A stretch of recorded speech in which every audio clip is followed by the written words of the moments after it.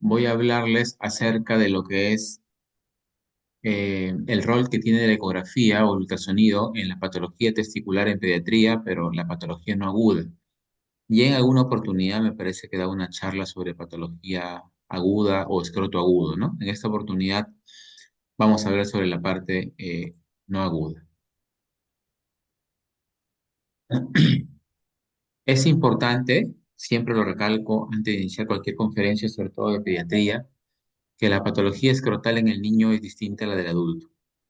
No veamos que la patología del niño es la de adulto, pero en pequeño tamaño. Eso no es así. Recordar que la ecografía de alta resolución es el método de diagnóstico por imágenes fundamental en el estudio de la patología testicular en los niños, y el Doppler, sobre todo, nos da una excelente caracterización vascular, y el modo B, la caracterización morfológica de, de esta estructura. Ahí está un listado de ciertas indicaciones por las cuales se tendría que realizar el estudio ecográfico. Bueno, lo que está resaltado no lo vamos a tocar, que es la evaluación del escroto agudo, ¿no? Pero el resto, como evaluación de localización y características de las masas escrotales, detección de un tumor primario, seguimientos en pacientes con microlitiasis, seguimientos en pacientes con neoplasia testicular previa, pacientes portadores de leucemia o linfoma, evaluación también de patología extratesticular, detección de varicoceles, localización de testículos no descendidos, y también evaluar en ciertas oportunidades la isquemia testicular con ecografía Doppler, tanto color como power. Es importante tener en cuenta, yo por ahí también escucho a algunos colegas que creen que no es muy importante la resolución, y para todo lo que es muy superficial, la resolución es muy importante. Por lo tanto, tenemos que tener equipos que tengan traductores convexos, lineales, y estos lineales de alta resolución, de acuerdo a lo que querramos encontrar. Ahí tenemos en la imagen, importante en pediatría, ¿no? El calentador de gel, para que mantenga una temperatura tibia siempre durante todo el examen, y el niño no llore, no se inquiete, y nos permita hacer un buen examen. Traductores, miren, este traductor llega hasta 33 MHz de súper alta resolución, y este traductor, que es el famoso hockey stick o palito de hockey, llega a 22 MHz. Entonces, para mí es importante, nosotros tenemos este traductor, y es importante no solamente para la parte musculoesquelética, por ejemplo, por el tamaño de la banda, este traductor sería ideal para dedos, tanto de manos como de pies. Pero también nosotros lo usamos en cualquier estructura de pequeño tamaño y de localización superficial. Imagínense un recién nacido que nos pidan el examen para descartar o con sospecha de criptorquidia, y quieran ver dónde está localizado el testículo. Entonces, si es un recién nacido, ellos todavía mantienen la posición fetal. Imagínense con un traductor, hay traductores de base más ancha, de banda más ancha, esta es pequeña, digamos de 5 y de 7. Imagínense un traductor de 7 centímetros de banda, ingresar en ese espacio que el bebé nos va a dejar con el muslo flexionado. Es imposible, diría yo. Y vamos a estirar mucho más la extremidad del bebé, lo vamos a despertar más, lo vamos a inquietar más, y va a comenzar a llorar, y se acabó el estudio. Entonces utilizamos este traductor por el tamaño, ¿no? El pequeño tamaño que tiene esta banda, que nos permite ingresar en esas estructuras un poco incómodas de evaluar. Entonces es muy importante el calentador de gel y tener el traductor adecuado para la evaluación. Entonces miren este listado, tenemos acá lo que está en rojo, escroto agudo, no vamos a tocar, ya lo hemos visto en alguna otra oportunidad. Entonces vamos a hablar sobre trastorno del descenso testicular, anomalías del número, displasias quísticas, hidrocele, varicocele, microlitiasis, y algunos tumores escrotales, tanto testiculares como extratesticulares.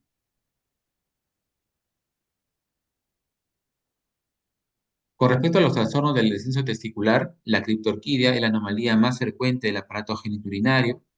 Se suele esperar hasta el primer año de vida, algunos autores hablan hasta los 2 años, para poder valorar que estos testículos desciendan. Ustedes ya saben, cómo muestra ese esquema animado, los testículos vienen desde la parte abdominal, viajan por el canal inguinal y se localizan de forma definitiva en la bolsa escrotal.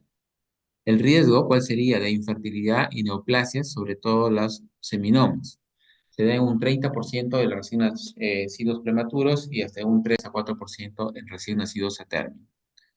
Se debe a un descenso incompleto que puede ser uni o bilateral, la causa aún no está esclarecida, algún factor de riesgo sería la deficiencia de andrógenos y suele estar asociado a defectos de la pared abdominal y anomalías urológicas en el 20% de los casos. Por eso siempre un punto clave es alguna alteración estructural o malformativa en genitales, hay que buscar la vía urinaria que no se relacione con una malformación, tanto en varones como en mujeres. El hallazgo ecográfico, el aspecto de un testículo criptorquídico, va a ser similar al testículo normal, pero puede ser más pequeño y menos ecogénico de acuerdo a cuánto tiempo haya pasado desde el año o 2 años, ¿no? Entonces acá tenemos, por ejemplo, permítame un ratito, este testículo, que es hipoecogénico, pequeño ovalado en el trayecto del canal inguinal, este es la túnica vaginal, ¿no? Y acá tenemos otro también, suelen ser más oscuros, hipoecogénicos, y de repente por ahí alguna pregunta, doctor, en la región inguinal, ¿cómo lo diferencio de un ganglio? Fácil. Por eso, para que sea fácil, necesitamos traductores de alta resolución para ver esta imagen lineal ecogénica. No sé si la ven acá. Acá también abajo está.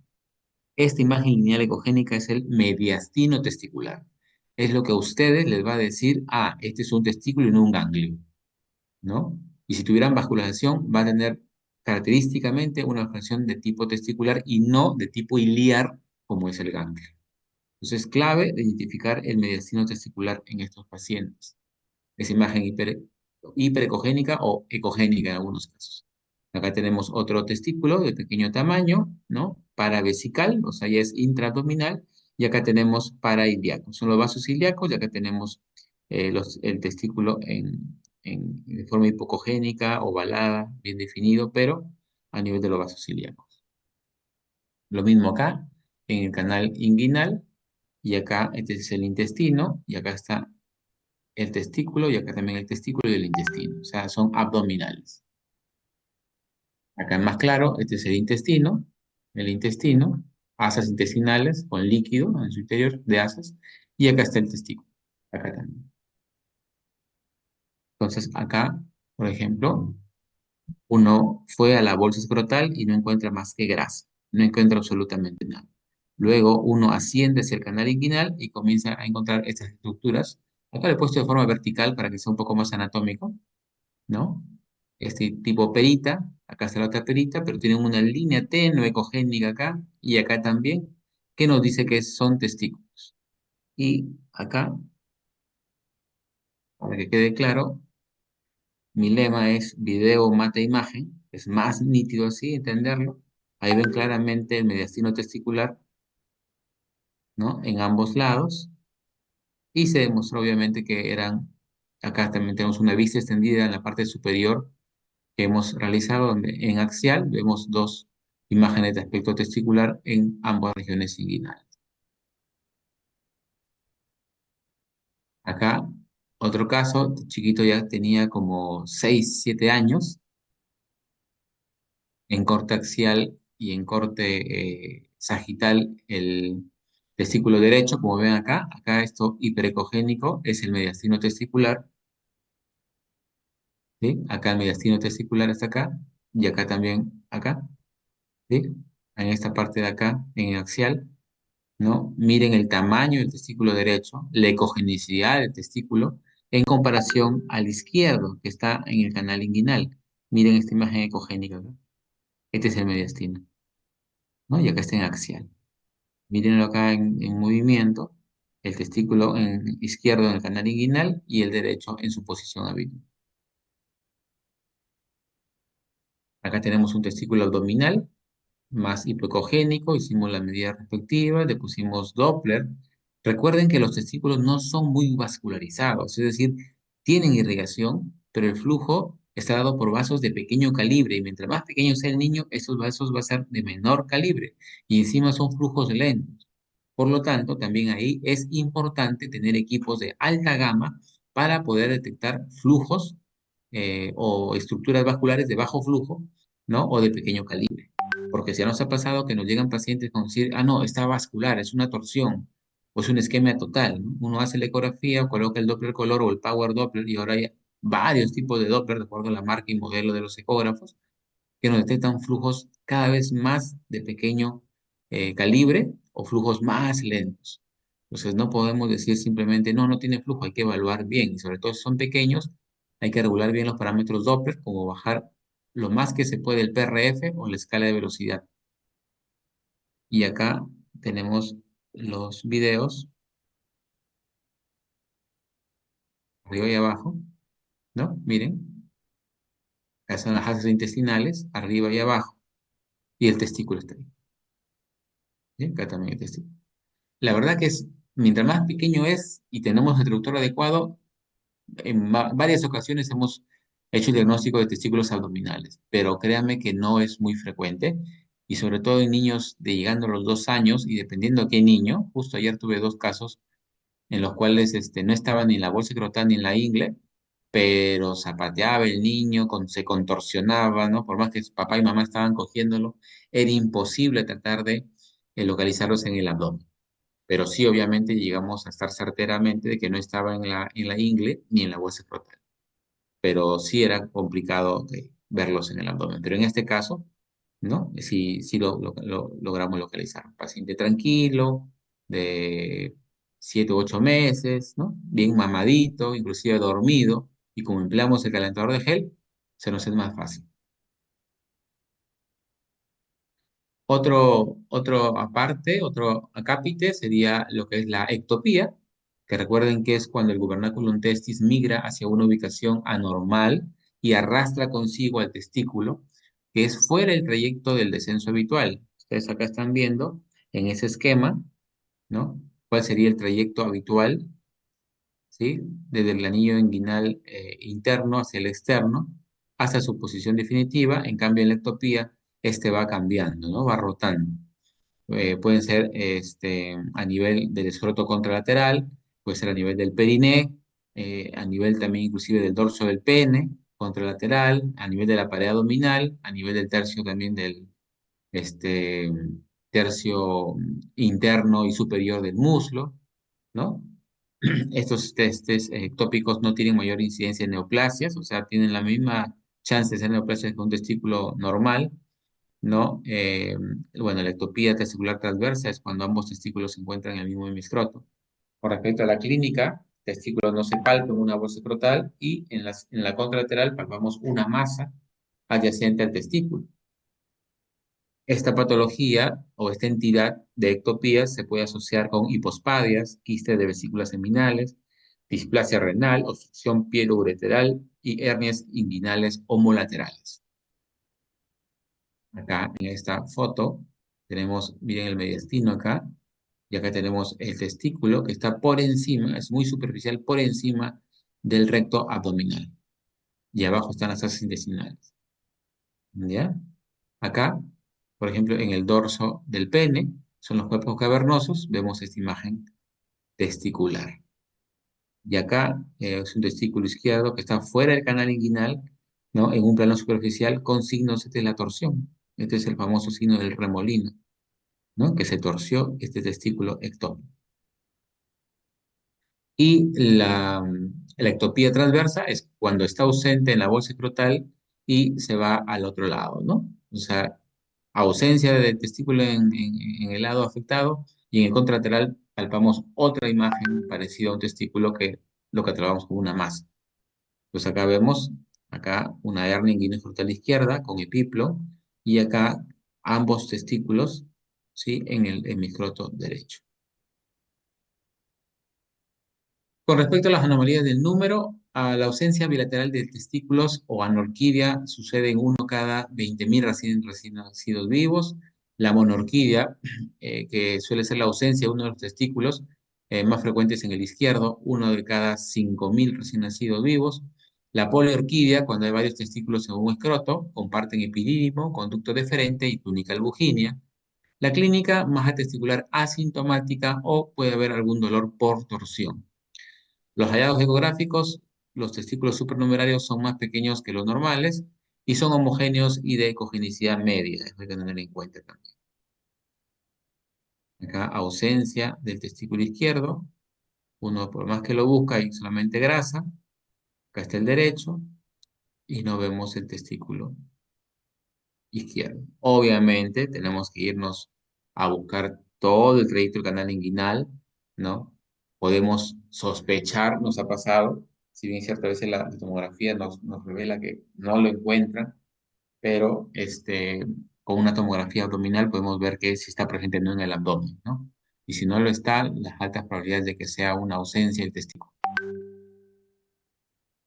La poliorquidia es el testículo izquierdo, ¿no? Y el testículo derecho vemos dos imágenes, ¿no? Redondeadas del mismo aspecto del testículo izquierdo, pero son de menor tamaño. Acá también, testículo derecho y izquierdo, y al pegado al izquierdo hay otra masa de menor tamaño de la misma ecogenicidad de un testículo. Acá también, el izquierdo, y acá hay una masa. Y acá también otra masa, pero de menor tamaño que el testículo normal.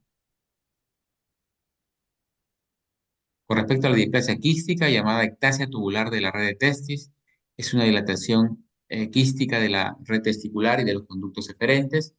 Con respecto a la clínica, puede haber un aumento indoloro del tamaño testicular. Se suele asociar a anomalías renales, agenesia renal homolateral, displasia renal y displasia quística renal. ¿Cómo se ven por ecografía? Como presencia de estructuras quísticas, tubulares, pequeñas. Algunos hablan de aspecto rosariado. Estas imágenes quísticas pueden ser de mayor o menor tamaño, eso puede variar, ¿no? En la región del mediastino testicular.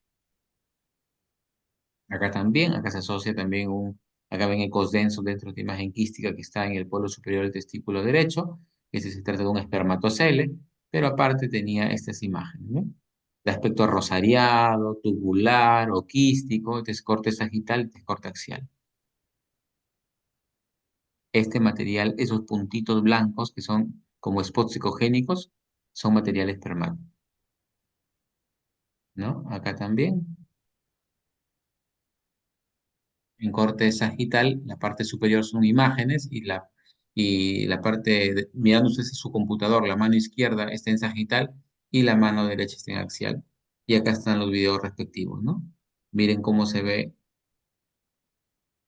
esa ectasia tubular del mediastino testicular, en sagital y en axial, con esos pequeños focos o spots ecogénicos dentro de ellos, que como repito sería material espermático.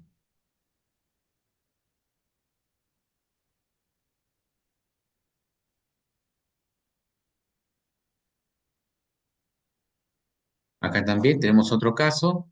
Era un adolescente de 14, 15 años que venía con un poco de dolor en el testículo derecho. Acá tenemos en sagital y en el otro lado en axial e igualito, ¿no?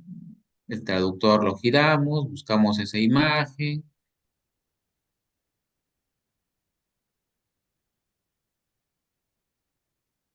parte tenía quistes a nivel del epidídimo, ¿no?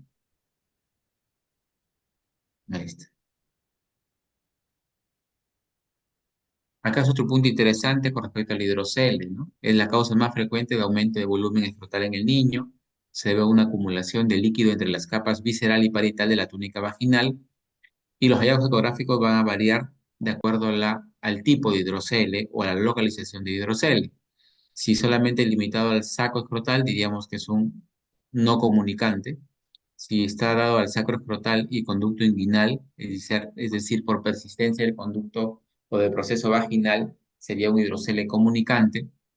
Si solamente está en la región del cordón sin extenderse al escroto, es decir, que hay un proceso vaginal permeable hasta el orificio inguinal superficial, se habla de hidrocele funicular.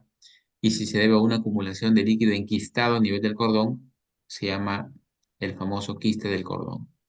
Recordar que la mayoría de hidroceles desaparecen en el transcurso del primer año de vida, ¿no? Pues acá ven imágenes donde vemos un testículo con hidrocele. Acá también otro con hidrocele. Entonces, este sería el que está completamente cerrado, el conducto vaginal, y vemos alrededor del testículo el líquido, que sería acá. Efecto de masa por el gran volumen de hidrocele, ¿no? Que está comprimiendo al testículo. Perdón. Ahí está. Y ahí están los videos, ¿no? En la cual demuestra que está netamente englobando el testículo, ¿sí? De gran volumen es hidrocele.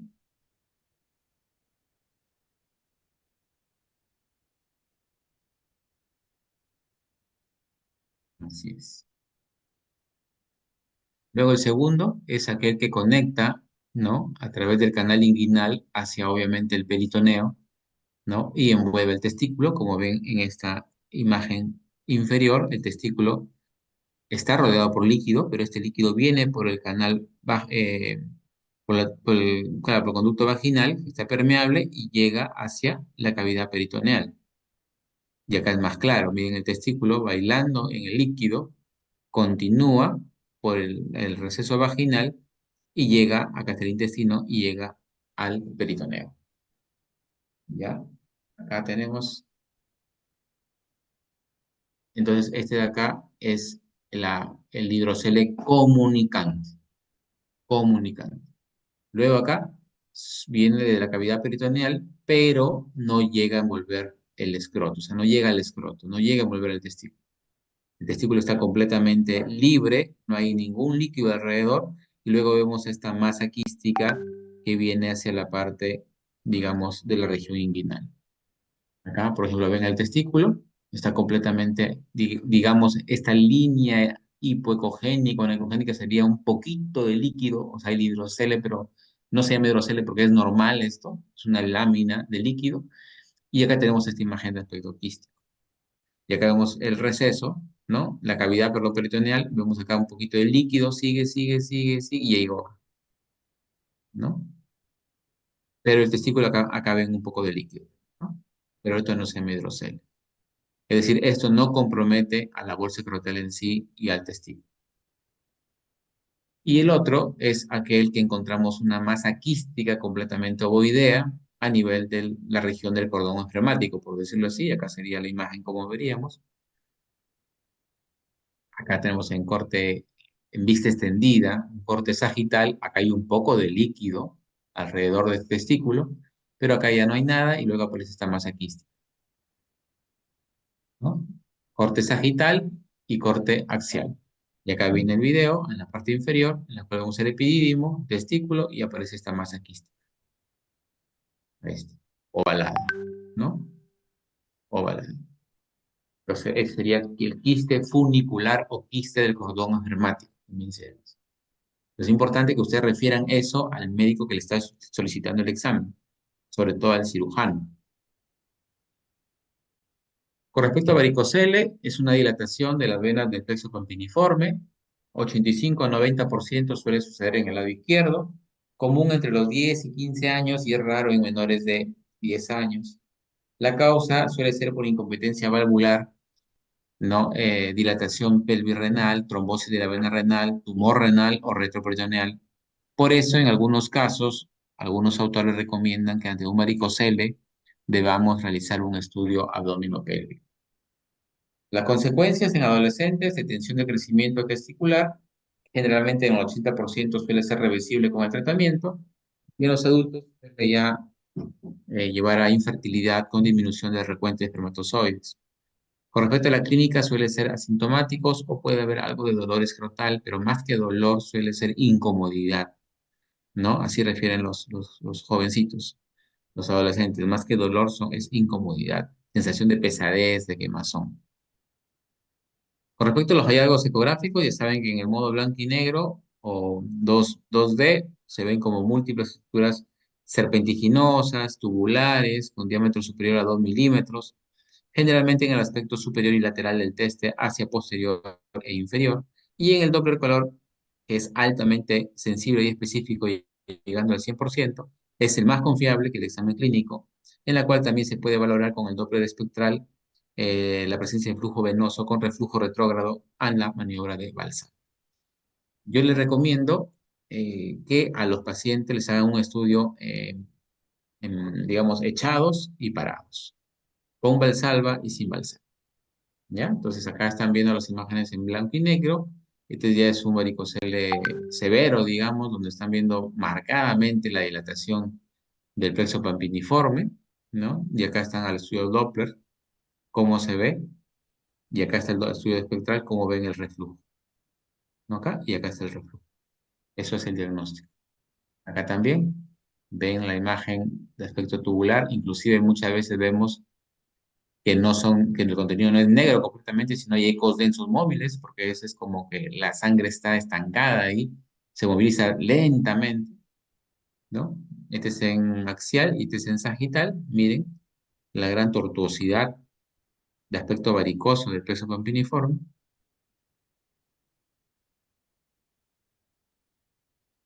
A la maniobra Valsalva, lo mismo, en axial y en sagital, puje, y miren cómo se enciende, ¿no? En ambos cortes, suelte, puje, otra vez, ¿no? Y se enciende. Eso, ese incremento del color a la maniobra Valsalva nos dice que es reflujo, ¿ok? Es muy importante eso.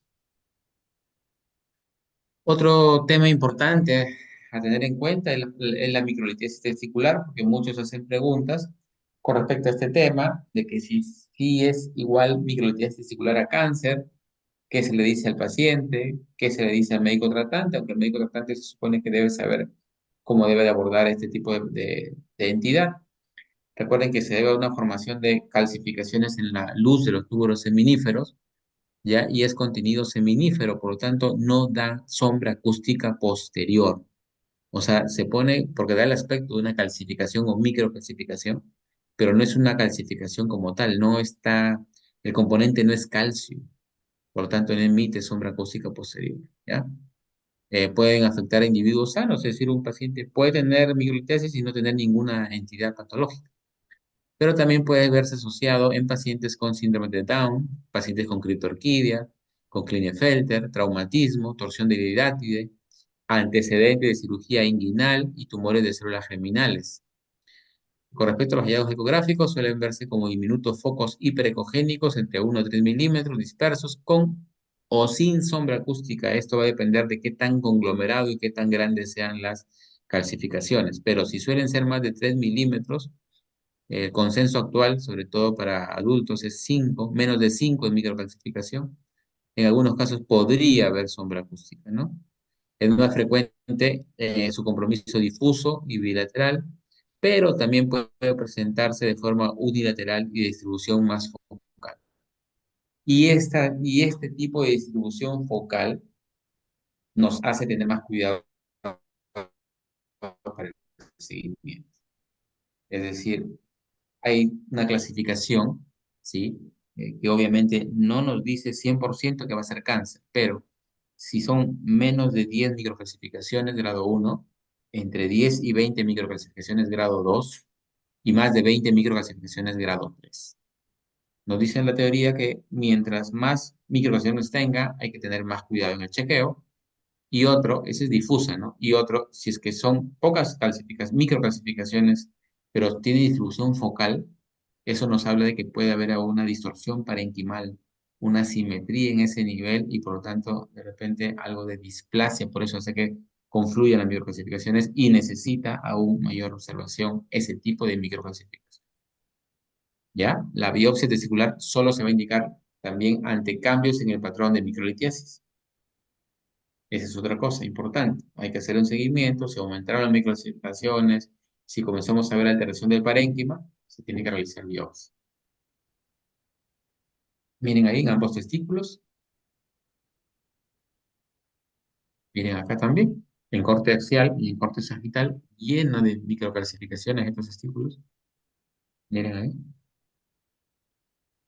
Algunos también le dicen en tormenta de nieve, ese aspecto, porque son, parece que no se dibujaran bien las micros, son de bordes difuminados, ¿no? Miren ahí, sobre todo en la periferia, miren, parece que fueran brochazos, ¿ya? Acá, inclusive, dijimos asociación en criptorquidia. Acá está en el canal inguinal, en axial, en sagital y en axial.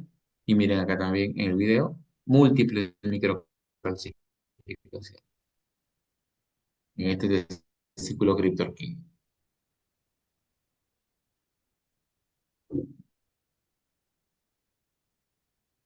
Ya para terminar, con respecto a los tumores testiculares, importantísimo, importantísimo, hacer una buena historia clínica. Importantísimo. ¿Ya? Antecedentes, eh, historial de familiares, ¿no? Lo importante acá de la ecografía es poder distinguir entre tumores de hematomas, de orquitis, de abscesos o infecciones, porque esto resulta ser difícil. Entonces necesitamos tener en cuenta el marco teórico conceptual de lo que es la, la patología, ¿sí? Y tener mucha experiencia para poder distinguir una lesión, digamos, sospechosa de malignidad frente a un proceso inflamatorio, frente a un proceso inflamatorio. Sí, miren imágenes sospechosas de malignidad con incremento de la vascularización. Hay imágenes que tienen degeneración quística. Con respecto a los tipos de tumores, tenemos los secundarios, los primarios. Dentro de los primarios, tenemos que del 1 al 3% de la neoplasia es pediátrica, 70% se origina de las células germinales. Es una patología poco frecuente y se encuentra como una masa palpable en el examen clínico. Estos se van a dividir en tres grupos: los germinales, que suelen ser el 85% de los pacientes que se presentan al momento del diagnóstico, suelen estar confinados al testículo, es decir, un estadio 1, y lo que solo se produce en el 35% de los adultos. Esa es la gran diferencia. Estos germinales pueden ser los seminomas, que son más frecuentes en adultos y excepcionalmente en niños, y los no seminomas o no seminomatosos son más frecuentes en los niños y adolescentes, como por ejemplo los teratomas, que pueden ser maduros o inmaduros, tumor de saco vitelino, sobre todo en lactantes y niños de temprana edad, el carcinoma embrionario y coriocarcinoma en adolescentes. Por eso es importante saber la edad del paciente y tener en cuenta que no es igual a la del adulto. Los otros tumores serían los no germinales, que son llamados los tumores del estroma, como los tumores de las células de Leydig y de Sertoli, y otras neoplasias que suelen ser raras, como el tumor de Ewing y el resto de células adrenales, que también suelen ser de aparición esporádica. Es muy importante tener en cuenta. Con respecto a los hallazgos ecográficos, no suelen ser patognomónicos, es decir, esta característica es de este tipo de tumor, ¿no? Y recordar que obviamente la ecografía no es anatomía patológica. Suelen ser masas sólidas, hipocogénicas, heterogéneas, y esta heterogeneidad puede estar dada por hemorragia o por zonas de necrosis.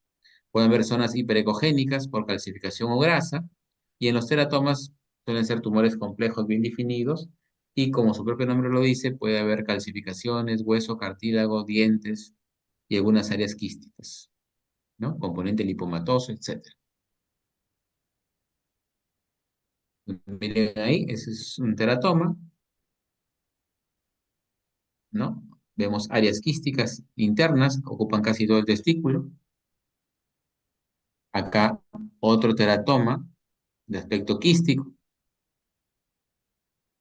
Acá este es más complejo porque dentro del área quística que tiene condensos internos tiene dos mamelones sólidos, irregulares. Acá también. Claro, eso conforme uno haga ecografías es importante. Tengan a la mano atlas.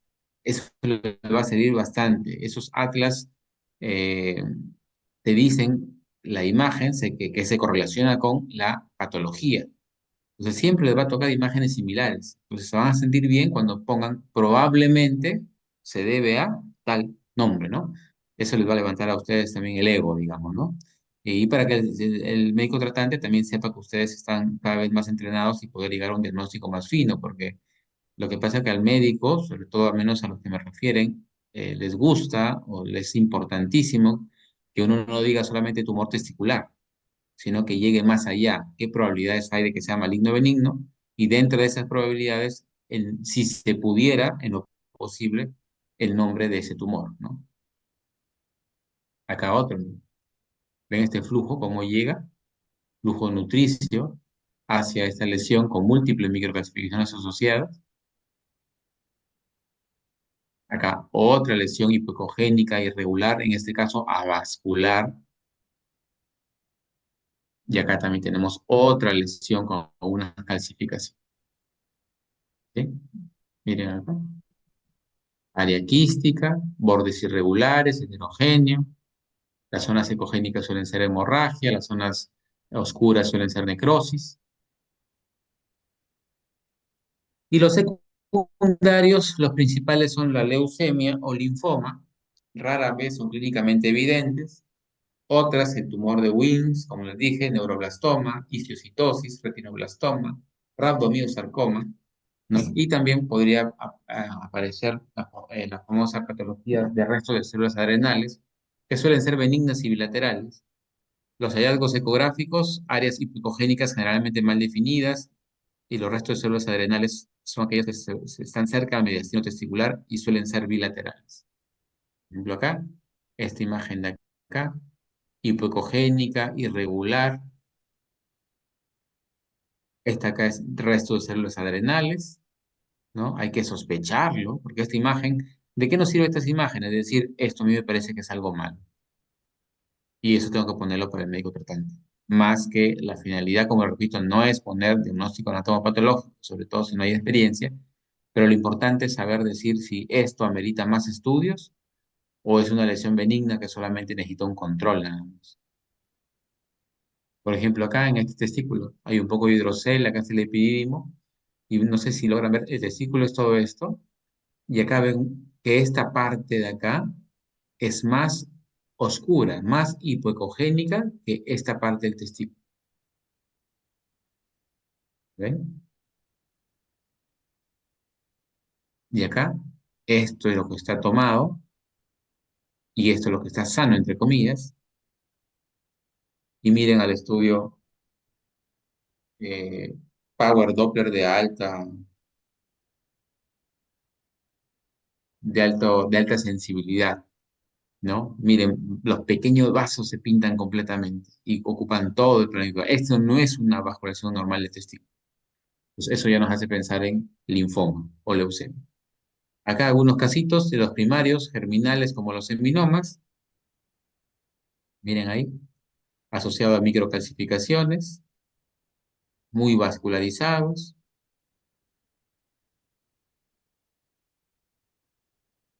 Miren ahí, en el video de arriba de color sepia, no sé si se han visto en la parte superior, que hay un acúmulo de calcificación. ¿Ves ahí? ¿Sí? Un acúmulo. Entonces, como le digo, eso de ahí nos hace pensar que o hay que tenerle mucho más cuidado a ese conglomerado de microcalcificaciones que a las que están dispersas, ¿no? Ahí bien, ahí están, conglomerado de calcificaciones, ahí está. Los no seminomas, acá tenemos tumores, teratomas maduros e inmaduros, ¿no? Miren acá, uno lo ve, se ve feo, uno dice, no, esto es una lesión maligna, de acuerdo a la clínica, ¿qué más podría pensar? Puede ser un absceso. ¿Qué más se podría pensar? Que es un hematoma. Si había un traumatismo. O sea, hay que preguntar la clínica del paciente, es muy importante, y correlacionar con el hallazgo de la imagen. Tumores del saco vitelino, que suelen ser raros, pero miren este aspecto en panal de abejas, ¿no? Escasamente vascularizados. También los carcinoma. Y este tipo de lesiones suelen presentarse concomitantemente, o sea, no solamente están aisladas. Puede haber teratoma maduro con coriocarcinoma, con carcinoma embrionario, ¿no? Este carcinoma embrionario suele ser muy vascularizado, muy vascularizado. Los no germinales, como los tumores del estroma, miren, tenuemente se dibuja esta imagen, sino que este es un power Doppler, pero con direccionalidad de flujo, ¿no? Porque uno parece un Doppler color, pero no, es un power Doppler con direccionalidad de flujo, por eso tienes colores medios violetas y medios rosados, ¿no? Que nos indica que acá está la irrigación de este tumor que está. Y también tenemos el tumor de células de Sertoli, ¿no? Que es muy vascularizado también,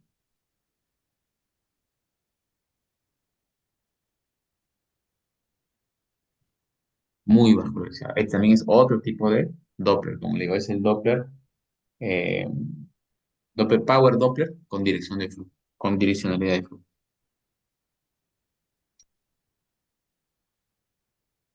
¿Ok? Otras neoplasias, como el tumor primitivo neuroectodermal, ¿no? Es muy raro. también tiene un típico panal, presentación en panal de abejas o micro macroquístico, ¿no? El tumor de Ewing, que en este caso es heterogéneo con áreas quísticas que toma todo el tumor, todo el testículo, perdón, y acá tenemos el resto de células adrenales, ¿no? Que es benigno, pero ustedes ven en la imagen, sobre todo la parte superior, y no creo que piensen que es algo benigno, ¿no? Miren, irregular y heterogéneo, pero predominantemente hipocogénico. Tienen que buscar cuál es el dato, tratar de ver el mediastino testicular, y este está pegado al mediastino testicular, y es muy vascularizado. Los secundarios, que son más raros, y como dijo la literatura, no hay una representación clínica característica. Ecográficamente, generalmente son de eh, compromiso difuso del testículo, ¿no? A veces nos llama la atención que encontramos a un testículo muy hipocogénico, ¿no?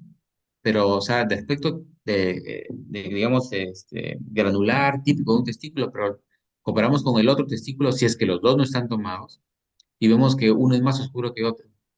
Y cuando colocamos el Doppler color, o el Power Doppler, o cualquier otro Doppler que tengamos, nos vamos a dar cuenta cuando comparamos que el más oscuro es más vascularizado que el que no es oscuro. Y de repente nos vamos a la región inguinal y encontramos adenopatías. Y de repente el paciente dice, también tengo bolitas en mi axila. Y si le hacemos una ecografía abdominal completa, le encontramos ganglios retroperitoneales. Pues ahí estamos pensando en leucemia o linfoma. Con respecto a los tumores extra testiculares, pueden ser sólidos o quísticos. Si los quísticos pueden ser túbulos, retetestis, epidídimo, localización en el aspecto superior y posterior de los testículos, corresponden a espermatoceles y quistes del epidídimo. Es difícil por ecografía, sobre todo si son de pequeño tamaño, decir este es un espermatocele o es un quiste simple del epidídimo. Mientras más grandecitos son y si tienen componente interno, sobre todo ecos densos móviles, que sería material espermático, eso ya nos podría hacer sospechar de que estaríamos ante espermatoceles, ¿no? Por eso acá dice el ultrasonido no puede diferenciarlos, sobre todo si son de pequeño tamaño, entre espermatocele y quiste simple. Los sólidos más frecuentemente malignos que benignos, ten mucho cuidado. El rabdomiosarcoma paratesticular de la túnica de los testículos al cordón reumático es el más frecuente, y el 97% de estos es de tipo embrionario. ¿Cómo se presenta? Como masas indoloras de rápido crecimiento intraescrotal. En el 40% presenta ganglios retroperitoneales al diagnóstico. Incidencia entre los dos niños de 2 y 5 años, y el ultrasonido, una masa sólida bien delimitada, algo heterogénea adyacente al testículo. Toda esta masa de acá es este rabdomiosarcoma adyacente al testículo. Y acá tenemos el epidídimo, y esta es una imagen quística, ¿no?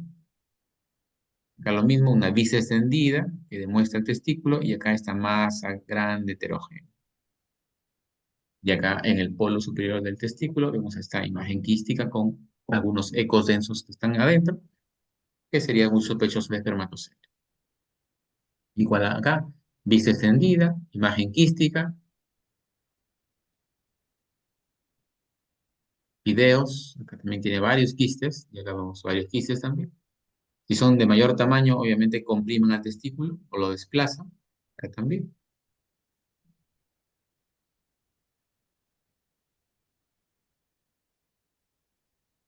Y acá tenemos ese famoso rabdomiosarcoma paratesticular, enorme, heterogéneo, en este caso con calcificaciones, sesos hidrocel. Entonces, como conclusión, la ecografía es un método de gran utilidad en la evaluación de la patología testicular pediátrica. Nos acerca mucho al diagnóstico, es muy importante eso, tanto a la parte morfológica como vascular. El estudio Doppler Color y Power es de gran importancia para caracterizar este tipo de lesiones.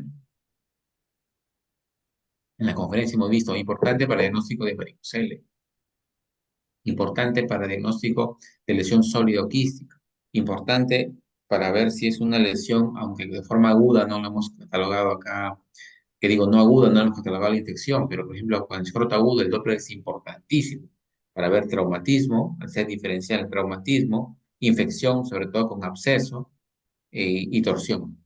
Es muy importante el Doppler. Y recuerden que para mantener el máximo rendimiento hay que conocer las características ecográficas del testículo normal. Es muy importante saber cómo se ve el testículo normal. ¿Cuál es la ubicación final normal? ¿Cuáles serían por frecuencia el orden en la cual yo buscaría un testículo no descendido? ¿Ya? Y también conocer las principales patologías que afectan en esta etapa de la vida y su representación ultrasonográfica. Pues como vimos en la diapositiva, donde decíamos de tal a tal edad uno sospecha de teratoma, de tal a tal edad uno de tumor de células de Leydig o de Sertoli. Es muy importante saber eso y correlacionar con la parte clínica del paciente y con la imagen. Hay que hacer una interacción de de ese material que uno tenga para llegar a un mejor diagnóstico. Muchas gracias. Cualquier pregunta a través del chat, por favor.